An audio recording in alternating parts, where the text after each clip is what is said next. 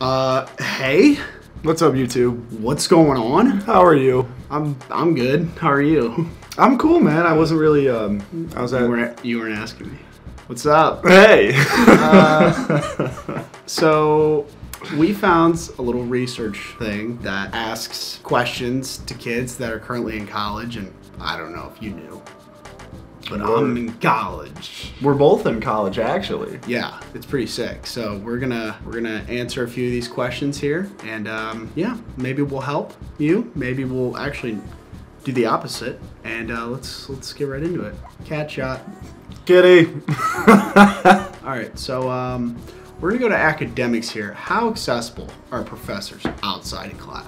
Well, I mean, I email my teachers regularly, and they always respond pretty quick. They're pretty on top of responding back to students. Emailing or scheduling meetings is not, it's not a very hard thing to do. I mean, for me, it's been pretty accessible. Yeah, they're normal people. Really, Yeah.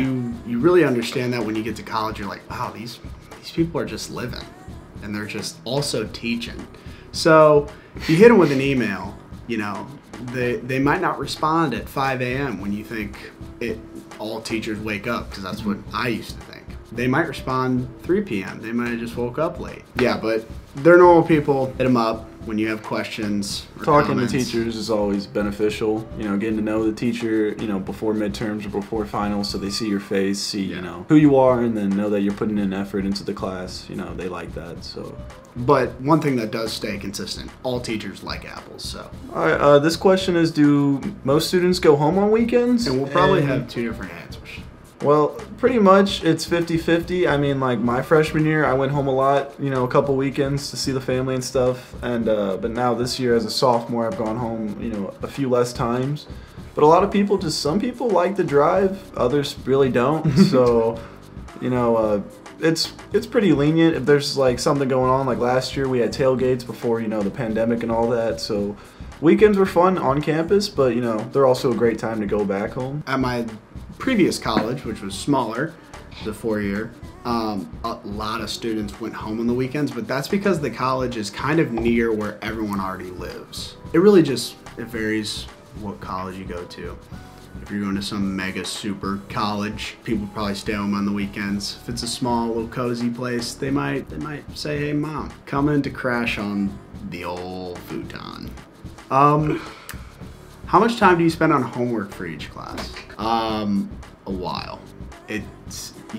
Because when you're in these classes, you understand, like, sometimes you're like, man, I really gotta learn this, because like it's useful to what you want to do in the future. It's hard to, in my opinion, it's hard to prioritize what classes are important and maybe what classes, you can shove off to maybe the end. But try to get all your stuff done very early. Yeah, I mean, like while you're in class, that's the lecture time. So like in high school, you were at school for 7 hours a day and you could get your homework done at school. But here, you go to lecture for an hour and then you have the rest of your day pretty much off if you, only have one class that day. So a lot of, doing homework is just time management, doing it on your own, coming back from class and sitting down and doing homework. You don't want to be the kid who is doing all their homework Sunday night when everything's due, because you don't want to do it regularly. So doing it all in the last minute, it's not healthy for the mental. But you know what, college is all about time management. It's gonna teach you time management. Can we get a thing to management?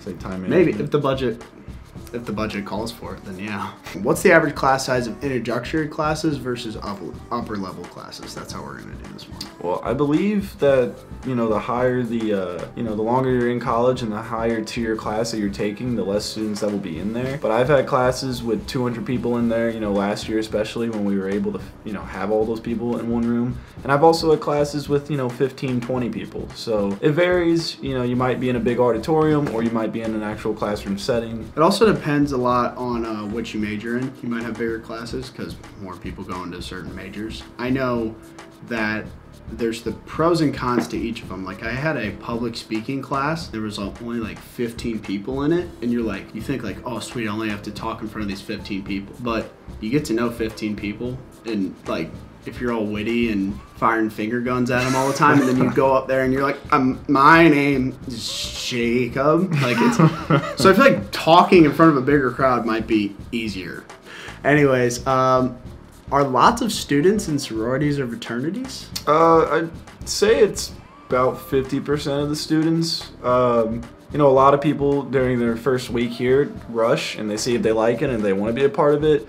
Some people, it's just not for them. It's whatever you decide, really, if you want to be part of a bigger group or if you just want to kind of do your own thing and, you know, take college as it is. You know, that's completely up to you. It is 50-50, though. Because, like, if you just pull two random delinquent kids, one of them has a beard, and you ask them, hey, are one of you in fraternity?